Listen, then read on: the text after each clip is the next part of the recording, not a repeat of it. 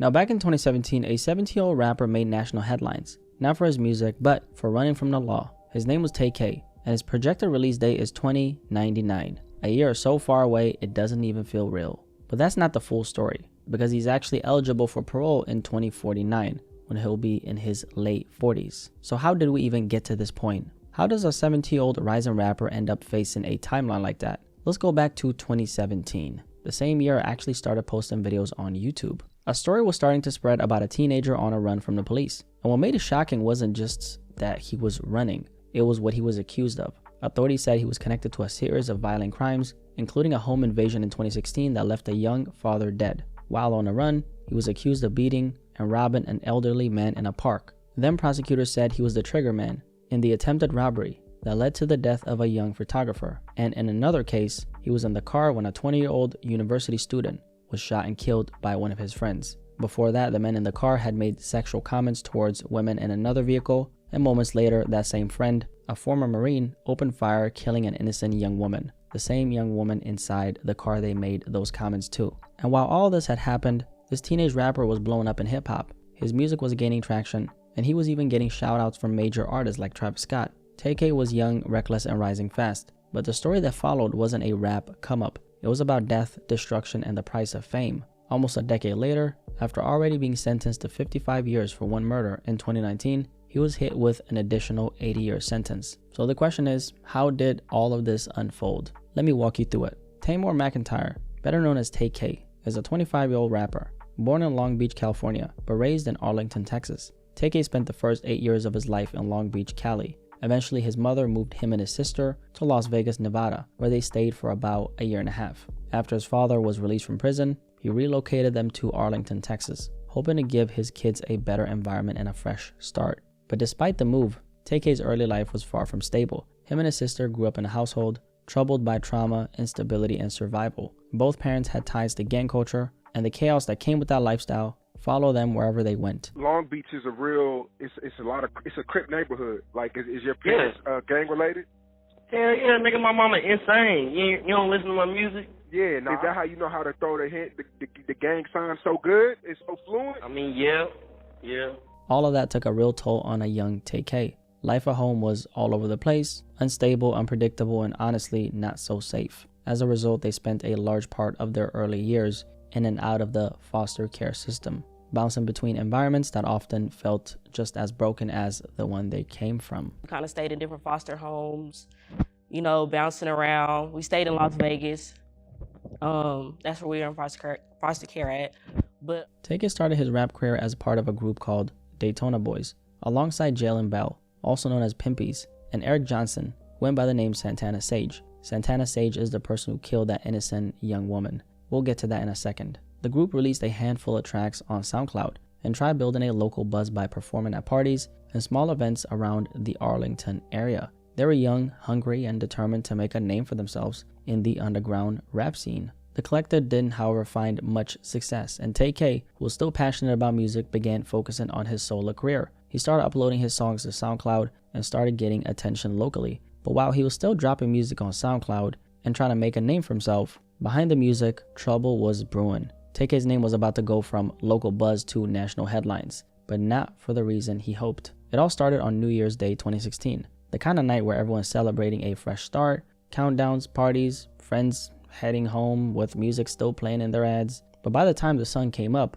someone was dead. Tay-K was identified as one of the backseat passengers in a dark-colored SUV that was involved in the fatal shooting of a 20-year-old college student, Sarah Muchleshner, in Denton, Texas. Sarah at the time had been driving her friends home after a New Year's Eve party. According to police, she was the designated driver that night. However, as they were driving, a dark-colored SUV carrying Tay-K himself and several other people then pulled up next to the car Sarah was driving, and witnesses said the men inside made derogatory sexual comments toward the women in Sarah's car. A verbal exchange broke out, and moments later, the driver, later identified as Eric Santana Sage Johnson, pulled out a handgun and opened fire. Sarah was shot in the head, lost control of her vehicle, and crashed into another car and a pole. She died shortly after. Now, Tay-K wasn't the one who pulled the trigger in this situation right here, and as a matter of fact, he didn't really face any type of charges for it. But witnesses said they noticed someone else in the car, a young-looking man with braces who didn't look older than 16.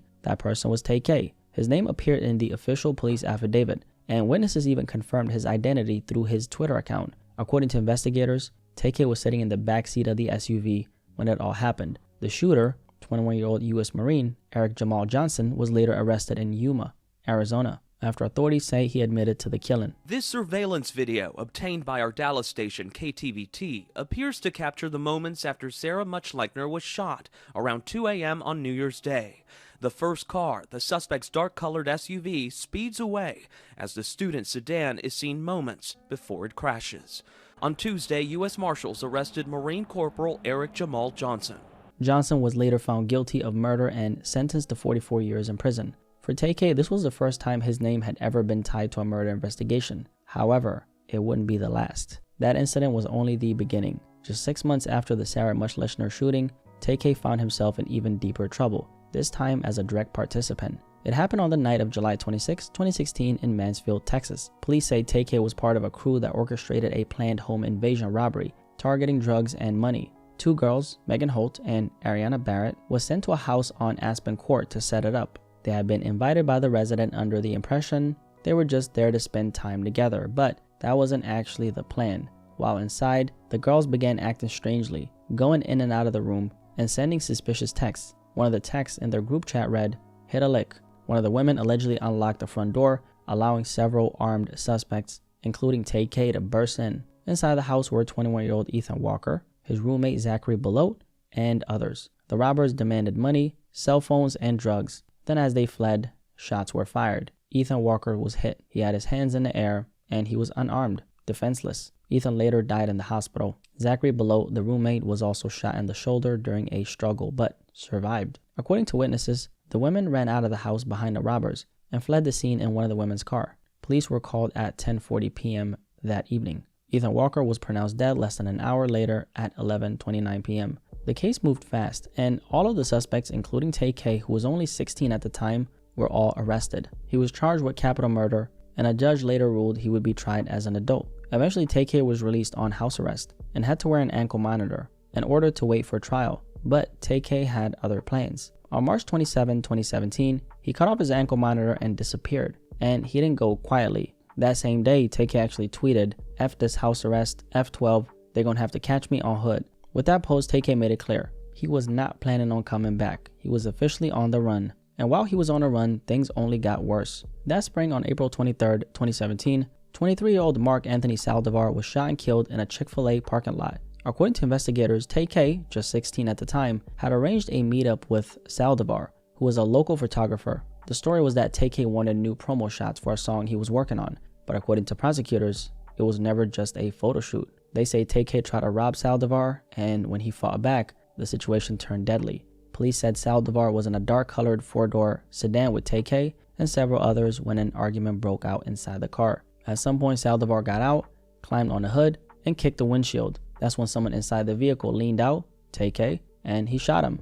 Saldivar's body was left in the parking lot. Tay-K and the others ditched the car nearby and were picked up, disappearing once again. Surveillance footage was released by San Antonio police just days later as authorities searched for the suspects. A reward was offered for information. While on a run, Tay-K wasn't just laying low. He was still making reckless decisions, and one of them nearly cost an older man's life. On May 25, 2017, Skip Pepe, 65 at the time, was out for his regular walk through Cravens Park in Arlington. It was peaceful and quiet until he realized he wasn't alone. At one point during his walk, Skip heard somebody say, "Give me your wallet." When he turned around, he saw a young man holding a gun. That young man was allegedly Tay-K. He said, "Give me your wallet, I have a gun." Skip tried to walk away, but before he could, the poor old man was knocked to the ground. The last thing he remembered was bracing for the fall. Then everything just went black.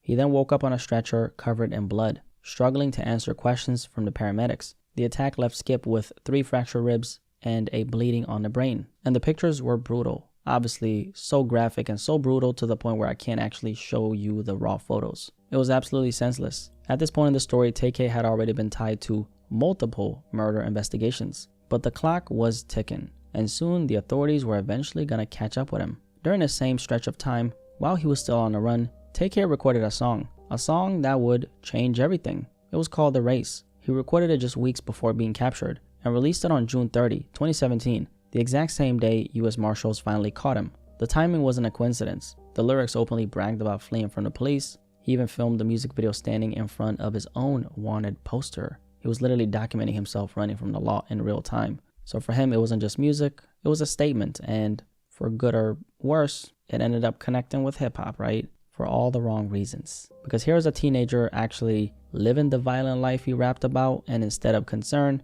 it unfortunately turned into entertainment. However, on June 30, 2017 in New Jersey, U.S. Marshals ended up locating Tay-K and took him into custody. And that was the last time Tay-K would ever be in the free world again. At this point, Tay-K was the talk of town, a teenage rapper who had managed to go on a run, record a song bragging about it, and then get arrested the same day it dropped. It was overall, objectively speaking, an quote-unquote intriguing story. Nothing to glorify, but you understand what I'm saying. It was just one of those stories that sounded something out of a movie, despite the allegations against him. Now, the song The Race ended up blowing up extremely fast, and the music video, shot during his time on a run, showed him flashing stacks of cash, throwing up gang signs. Fans rallied behind the Free Tay-K movement. Major artists co-signed him. The song charted on the Billboard Hot 100.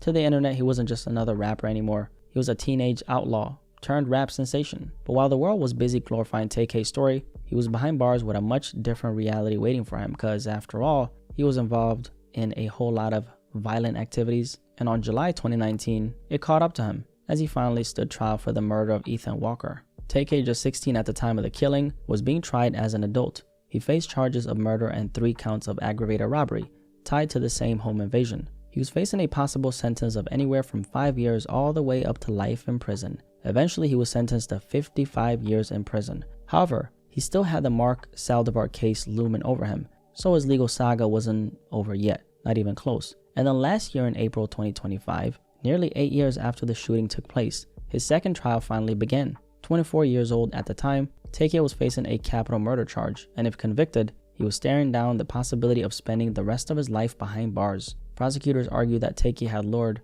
23-year-old Mark Anthony Saldivar into a trap. They claimed he invited Saldivar under the impression it was just a photo shoot, but once inside the car, Tay-K and his associates and left him to die in a Chick-fil-A parking lot. The defense pushed back hard, calling the case flimsy and unreliable. Tay-K's attorney said the entire case leaned too heavily on questionable witnesses, people they claimed had personal agendas against him. But in the end, none of that held up. Tay-K was convicted of murder for a second time and sentenced to 80 years in prison. Tay-K's first chance at parole is August 7, 2049, and his projected release date, according to the Texas Department of Criminal Justice, is August 8, 2099.